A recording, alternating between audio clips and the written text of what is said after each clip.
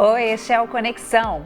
Dia 11 de outubro é o Dia da Pessoa com Deficiência Física e a gente está no meio das comemorações para o Dia do Professor, em que todos os conteúdos do Conexão vão estar voltados para os educadores e para as educadoras. Hoje, a gente vai unir as duas datas e trazer ferramentas para que professores e professoras tenham práticas cada vez mais inclusivas. Então, a gente recebe aqui no estúdio o Tiago Aquino, que é professor de Educação Física e diretor da Brincadeiras e Jogos, o Tiago Ribeiro, que é professor e orientador pedagógico do Instituto Nacional de Surdos, o INES, e a Kátia Walter, que é professora e pesquisadora da UERJ. Gente, muito obrigada por estarem aqui.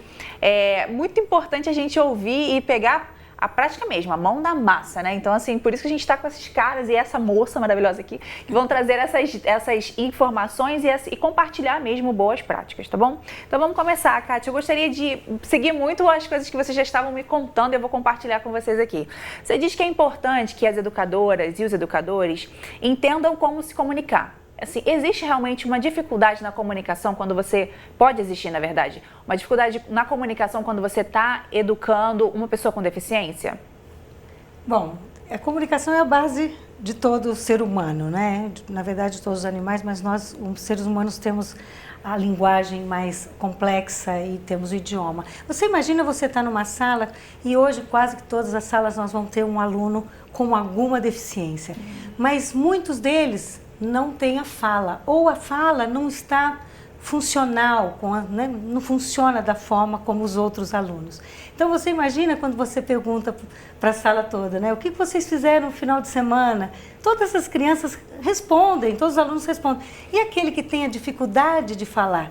Então eu fico imaginando você ensinar, como você vai ensinar no processo de ensino e aprendizagem sem dialogar com o seu aluno que tem uma dificuldade de fala ou que não consegue, a fala não consegue ser bem articulada, talvez, crianças com paralisia cerebral, por exemplo, os alunos com autismo, que tem muita dificuldade, né? Cerca de 60% a 70% tem dificuldades da comunicação verbal. Então, como que fica esse processo de ensino-aprendizagem, né? Então, a comunicação é a base. Talvez o primeiro ponto que a educadora tem que parar para pensar assim, como que eu me comunico então com essa pessoa, na sua opinião, né? Sim, eu acho. E aí, falando sobre comunicação, vamos lá para o INES. Me conta, Tiago, acho que eu vou chamar Ribeiro e Aquino, pode ser? Porque aí é todo mundo Tiago, né, aqui. Então vamos lá, Ribeiro, você diz uma coisa interessante que é preciso ensurdecer a escola. O que você quer dizer com isso? Então, quando eu chego no INES em 2014, eu chego ainda aprendendo língua de sinais, com pouco conhecimento de língua de sinais, e a experiência com os estudantes, a troca, vem me mostrando, não só lá no INES com surdos, mas também com trabalho voluntário em escola da prefeitura, com surdo incluído, a gente vai percebendo como a língua de sinais é constitutiva do sujeito fundamental nessa relação. Então, ensurdecer no sentido de tornar a escola também um espaço onde a cultura surda, a língua de sinais, as brincadeiras surdas, tudo que diz respeito à surdidade, que é um termo, inclusive, criado por um surdo pesquisador, que é o PED-LED, ele vai dizendo que o surdo tem a sua própria forma de ser e estar no mundo. E a escola precisa também abarcar essa forma de ser e estar no mundo. Vê se é uma percepção. Eu tenho muita percepção de que a pessoa que tem a surdez, ou até outros tipos de deficiência também, tem muita a possibilidade de ficar isolada, né? Numa escola que não seja apenas para pessoas surdas, ele corre muito esse risco de ficar isolado, né? Sim, exatamente. O que acontece muito em muitas escolas inclusivas, quando você vai que tem um ou dois surdos, a escola toda aprende a língua portuguesa, às vezes até uma língua estrangeira, mas a língua de sinais e o que é próprio do surdo fica restrita àquela criança e ao intérprete. Se a gente entende que a educação, como Kátia disse, é um espaço de conversação, de troca, de partilha, de ampliar repertório, então a comunicação, a conversação precisa se dar, porque entre os pares a criança também aprende, se desenvolve, e negar a língua de sinais como uma língua da escola e só do aluno, acaba por acontecer isso que você está dizendo. E sabe né? uma coisa que eu fiquei pensando agora que tu estava falando? Eu pensando assim, gente, na escola a gente tem diversos grupos, né? E aí você, às vezes, simpatiza com umas pessoas, outras menos e tal. A pessoa que é surda vai ter que ter só um amigo, então só aquela outra pessoa. Ela tá perdendo várias amizades, né? Assim, porque não consegue se comunicar, que loucura. Nunca tinha pensado nisso. Aí você trouxe esse livro aqui, Leitura e Escrita na Educação de Surdos. Esse livro traz práticas, é isso? Traz práticas e provocações para pensar que a língua portuguesa é a segunda língua do surdo, né? E que ela não diz respeito só às práticas concernentes à disciplina de língua portuguesa. A língua portuguesa e a Libras precisa transpassar toda a escola para o surdo, né? Porque constituir linguagem é uso, é reflexão, é partilha, poder brigar, sonhar, pensar, produzir nessa língua. Então, a gente traz um pouquinho nesse livro de exemplos de como a gente tem feito no INES nesse desafio. Aí é você e a Aline Gomes da Silva que organizaram. Isso, que também é professora do INES. Uma ferramenta aí de dica. Vamos lá, aqui, não me fala. Uma coisa importante também é que se a gente pegar Libras, é uma língua por movimento. O movimento vem antes da fala. Então, Libras deveria ser dado para todas as crianças. Exatamente, concordo. A minha filha, ela está com 1 ano e 10 e ela já se comunica lá em casa em Libras. Olha. Então, quando a gente fala o titio chegou, ela fala o titio chegou. Então, quando a gente começa a ver a segmentação, não, Libras é só para aquele grupo específico, a gente esquece que o movimento é quando a criança nasce, né? Então, assim, a Libras tem um poder de educar a todos, sim, não somente os surdos, né? Então, isso e é aí, essencial. falando ainda sobre essa questão de movimento, você é professor de educação física, sim, né? Tem uma coisa que você falou que eu achei super legal, né? Da educação física é para todo mundo. É isso. Todos os alunos podem e devem estar praticando algum tipo de atividade física, é isso? Perfeito. Quando a gente fala de exercício físico, a gente pensa na concepção como que uma criança se relaciona com o mundo. E as primeiras têm a comunicação, têm as linguagens e têm o movimento. Então, na verdade, essas crianças e essas pessoas deveriam sim fazer não só uma atividade física organizada, mas elas deveriam brincar, se comunicar com o outro por meio de um movimento, né? E essa é uma das contemplações lúdicas da infância que é primorosa, né? Se cada pai ou se cada educador pudesse observar um pouco mais crianças brincando, a gente deixaria de pressionar mais a infância e a gente deixaria mais um tempo para brincar. Então, essa comunicação pelo movimento é extremamente importante. E, Thiago, você acha que tem que ser uma brincadeira sempre guiada ou tem que ter um equilíbrio entre a brincadeira guiada e aquele tempo que é livre? Ai, que pergunta boa. Obrigada. Não, e bem boa mesmo. Tem o brincar livre, que é muito legal, que é muito digno na infância. Uma criança se desenvolve muito pelas brincadeiras livres, que é a capacidade que um educador tem de ser um mediador, né? E de fazer as suas relações com o desenvolvimento para a faixa etária. E tem as brincadeiras sistematizadas, né? Que é quando eu posso ter uma brincadeira com intencionalidade. Então, as duas balanças são essenciais. E a gente precisa pensar também cada vez mais que esse brincar livre também favorece a desaceleração da infância. Então a gente passa a olhar um pouco mais as brincadeiras relacionadas à natureza. As crianças perderam o olhar sobre a luz de um vagalume para a luz de uma tela. Então a gente precisa também desacelerar e olhar um pouco mais esse brincar livre com muito carinho. Aí você tem aqui 3 livros que você trouxe. Perfeito. Brincar para Todos. Brincar para Todos. O que ele tem, assim? Fala um pouquinho dele, por favor. É um dos nossos livros relacionados à inclusão.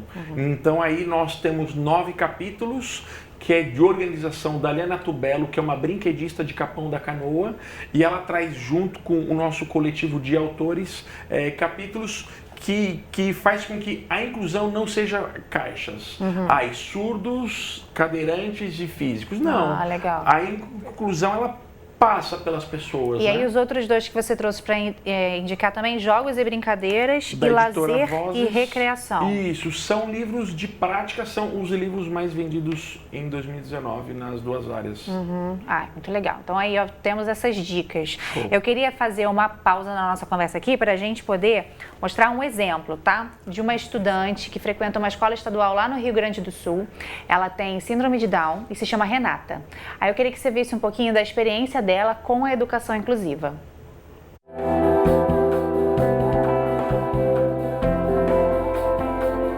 A educação, na minha opinião, ela tem 3 dimensões fundamentais de democratização. A democratização do acesso, a democratização da gestão e aquilo que é mais difícil de democratizar, que é a democratização do acesso ao conhecimento. Durante muito tempo não existiu esse compromisso com a aprendizagem desse sujeito que tem deficiência. E hoje em dia a gente já tem esse compromisso. Eu percebo assim, que houve uma modificação. Não é simplesmente eu estar dentro da escola, mas é eu estar dentro da escola com qualidade. Eu acho importante para a Renata essa inclusão, porque ela aprende a conviver com pessoas diferentes dela. Eu acho que torna a gente umas pessoas mais maduras, mais que conseguem ter um contato melhor com as pessoas, assim. Eu acho que influencia bastante. A Aren já conversou com algumas amigas minhas, né? Colega. Tem mais amigas ainda. Tipo, eles estão me ajudando todo dia. O colégio, assim, me ajuda muito. Eu vejo muitos professores planejando conteúdo especialmente.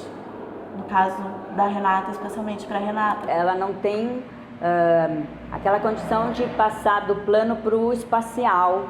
Então vamos trabalhar só no plano. Então eu fui com uma toalha, que é uma coisa do dia a dia dela, sobre uma mesa. Se eu vou botar uma renda em volta da toalha, para ela isso é mais pertinente ao dia a dia. Qual foi a minha função no AEE, então? Trabalhar o quadrado, trabalhar o triângulo, lembrar o que era cada um deles. Este é o suporte do AEE, o mais específico fica com a Sônia, que é de matemática. Está aqui. Muito obrigada. Aí você vê, né? Eu achei super legal que a gente viu o ponto de vista da Renata, o ponto de vista de quem estuda com a Renata e quem educa, participa ativamente da educação dela.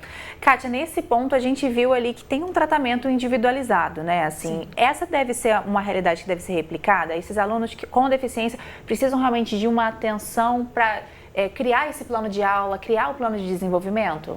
Olha, na verdade, eles são alunos como todos, né? Porém, com diferenças na forma de aprender, na forma, né? E o seu currículo tem que ser revisto realmente. O que é importante ensinar para essas pessoas que vai ser útil para a vida deles? O que vão torná-los adultos, independentes, autônomos, que vão torná-los vamos dizer, exercer mais a sua cidadania. Então, nós temos que pensar nesse currículo, né? Hoje a gente tem os currículos mais individualizados, que realmente as pesquisas vêm mostrando bastante importância nesses currículos, mas o professor, ele tem que entender exatamente, ele tem que preparar adaptar essas atividades mediante as necessidades de cada um, né? Por isso que é importante a gente avaliar esse aluno no decorrer da sua vida e naquela série, naquele momento, como ele está no começo do ano, por exemplo, como ele está no meio do ano, como ele está no final, quais são os conceitos que ele adquiriu e quais são os conceitos que ele precisa ainda adquirir. Então a gente tem que pensar, o professor tem que pensar nesse aluno e formá-lo realmente para ser para a vida. Para a vida. E assim, com a vida, na verdade, né? Com a vida, na vida, né? E assim, nesse sentido, a gente precisa aqui pensar que será que esse professor tem esse tempo, né? Eu fico muito pensando no tamanho desse desafio. Eu acho que ele precisa lutar por esse tempo em cada escola, em cada secretaria, nas políticas públicas. Eu acho que nós temos que lutar mais para ele ter esse tempo, porque a gente tem hoje, como ela disse, o professor do AEE, né, do Atendimento Educacional Especializado, que esse aluno vai no contraturno, né? Porém, esse professor da sala regular, ele precisa também ter esse tempo, porque esse aluno fica mais tempo na sala regular. Então, com certeza a escola toda precisa estar junto para a inclusão, para essas adaptações. Acho que quando você vê um movimento da escola toda, coordenador pedagógico, orientação pedagógica, dos pais, todos os professores, direção, enfim, todos na escola e até na comunidade, né? Você percebe diferenças na forma de lidar com essas pessoas diferentes, né? Porém, são alunos como todos. E olha, uma coisa interessante é que se o professor prepara uma atividade, adapta, né, uma atividade para o seu aluno, aquilo que ele adaptou para um aluno com deficiência vai ser bom para todos os alunos. Você entende? Não isso a gente vê muito nas nossas pesquisas, em sala de aula, quando a gente leva alguma adaptação, né? Nós trabalhamos com comunicação alternativa, então a gente percebe isso, que os professores, quando eles começam a usar uma prancha de comunicação ou fazem uma adaptação no ensino de geografia, de matemática, de português, todos os alunos, quero usar também esse material, quero também me comunicar. Como é que comunica através de um cartão de comunicação? Então todos aprendem. Todo mundo sai ganhando. E, Ribeiro, como é que é a metodologia que vocês usam, né? Porque o INES é especializado para pessoas surdas. Como que é a metodologia que vocês utilizam para que eles sejam educados e nesse tempo, né, que é preciso respeitar? Sim. Então, primeiro a instrução em Libras, né? A língua de sinais é a nossa primeira língua. E segundo, lançando mão bastante do visual, por conta do próprio modo de ser do surdo, que é visual. Então, exemplificando, a gente faz contação de história em Libras e depois, por exemplo, o texto embaralhado em língua portuguesa, para os alunos irem organizando o texto em língua portuguesa, conforme a gente vai contando em Libras, ou então bingo em língua de sinais, mas também com as palavras em português a gente faz o sinal, sempre nesse sentido de unir as duas línguas. E a gente trabalha também muito com a aula como acontecimento. O que significa isso? Eu planejei minha aula, por exemplo, aconteceu esse ano. Planejei minha aula, pensei que fosse ser um sucesso de público e crítica, e geralmente não é quando você acha. Chego na aula, aquela conversação, uma estudante, eu dou aula para adulto, né, jovens e adultos, havia sido assaltada. E ela estava muito nervosa por conta de ser surda, ser assaltada, 3 homens armados dentro do ônibus e ela sem poder se comunicar em língua portuguesa. E aí ela lembra que tem a logo do instituto na blusa que tem um nome surdo. Ela mostra pro bandido, abre a mochila, ele vê que é material escolar, entende que ela é surda e não assalta. E ela quer avisar isso para todo mundo no colégio. Nossa! E aí a gente para tudo, vai discutir como é que eu explico isso para 1.200 pessoas. Impossível, a escola tem 1.200 pessoas circulando lá todo dia. Vamos fazer um vídeo, mas onde que a gente vai passar para todo mundo ver? E aí chegamos na escrita, então vamos fazer um texto. E aí a gente foi pensar o texto em Libras primeiro, o que diz, o que não diz, depois passar para o português. Isso é a aula. Isso é a aula. É um projeto, né? É um projeto, é leitura de mundo, é tudo isso, né? Gente, que nessa máximo! Perspectiva. Eu amo esses exemplos, que a gente entende tudo, não precisa nem continuar conversando, mas eu tenho mais 10 minutos para conversar assim. Então, Aquino, muito legal, gostei muito dessa, porque fica muito evidente, né, assim, como que é... A educação é assim, né? Vem dos alunos, vai do professor, vem dos alunos. Eu queria que você explicasse um pouquinho pra gente, Aquino, sobre uma coisinha que você falou. Existem práticas de brincar. Perfeito. E assim, você fora lá falou um outro negócio que eu acho interessante a gente repetir aqui, que às vezes a gente vê educação física, né? Mas na verdade o que você está falando é sobre movimentação do corpo, né? Sim. Como que uma criança se comunica com o mundo, né? E a ideia do movimento é um sinal pleno disso, né? Você conhece uma criança quando está com raiva, feliz, orgulhosa, pelos sinais que o corpo oferece, né? Quando a gente fala de práticas, existe uma teoria que são os interesses culturais do lazer. E aí na nossa escola lá a gente remodelou isso como práticas culturais. Existem 7 práticas culturais. As práticas físicas e desportivas, que são as práticas com movimento intencionado. Queimada e os esportes afins. As práticas sociais, que são os encontros, os diálogos, os piqueniques. As práticas intelectuais, que são jogos na qual o intelecto é o principal, então jogos de tabuleiro, quiz, perguntas e respostas. Os jogos artísticos, ações relacionadas à dança, cinema, teatro, circo, música, os jogos virtuais, com tecnologia ou com inspiração em tecnologia, os jogos turísticos, que é quando eu tenho mudança de cenário. Então, a aula sempre acontece dentro da sala de aula, mas hoje eu vou fazer a contação de histórias no jardim. Eu mudei de cenário, né? E você tem as práticas manuais. Então, são 7 práticas manuais que vêm dos interesses culturais. Uma grande dificuldade é quando o educador sistematiza as suas práticas em cima de um único interesse. Às vezes, então, na escola a gente só tem educação física de handball, de vôlei, dos esportes. Ou quando você tem a aula de geografia somente em lousa. Será que eu não posso ter um jogo de tabuleiro com conteúdo da geografia? Sim. Será que eu não posso ter um conteúdo de criação de uma música num conteúdo de português? Então, as 7 práticas trazem o que para nós?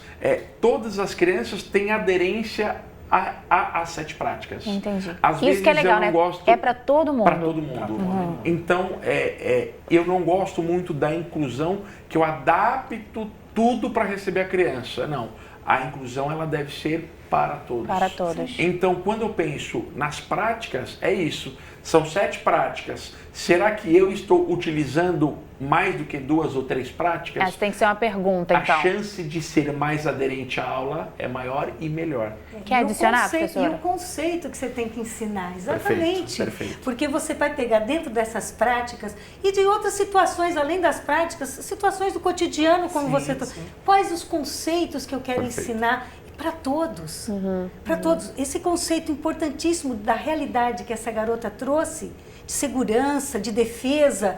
E aí você pode entrar com outros conceitos, que ela tomou um ônibus, quanto custou esse ônibus, quanto que aí você entra em matemática, em finanças. Quer dizer, todo o ensino ele precisa evoluir na sua forma de atingir a todos. Professora Kátia, como que a gente traz isso então para a realidade para a professora brasileira, que às vezes está vendo a gente conversar aqui e falando, cara, mas eu não tenho formação, não fui preparada, não estou enxergando, né? A gente precisa de formação continuada para isso especificamente? Sim, eu acho assim. Na UERJ hoje nós estamos tentando dar isso, né, na formação inicial.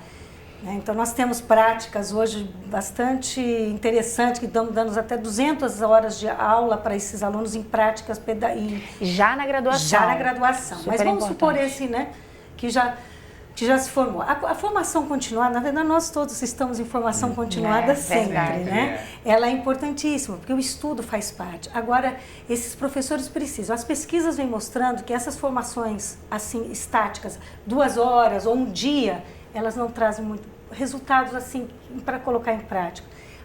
As formações mais a longo prazo. Então a gente promove módulos, tá? Nós temos na UERJ o nosso laboratório, né, o LATECA, com a professora Leila Nunes e Carolina Schimmer, um projeto com a Secretaria Municipal de Educação do Rio, onde foram formados vários, quase com todas as CREs do Rio, né? E os professores de AE vinham para se formarem em comunicação alternativa, em adaptações pedagógicas para alunos com deficiências de comunicação, deficiências intelectuais. Então, esses professores viram. E aí eles foram multiplicadores, porque o município do Rio é muito grande.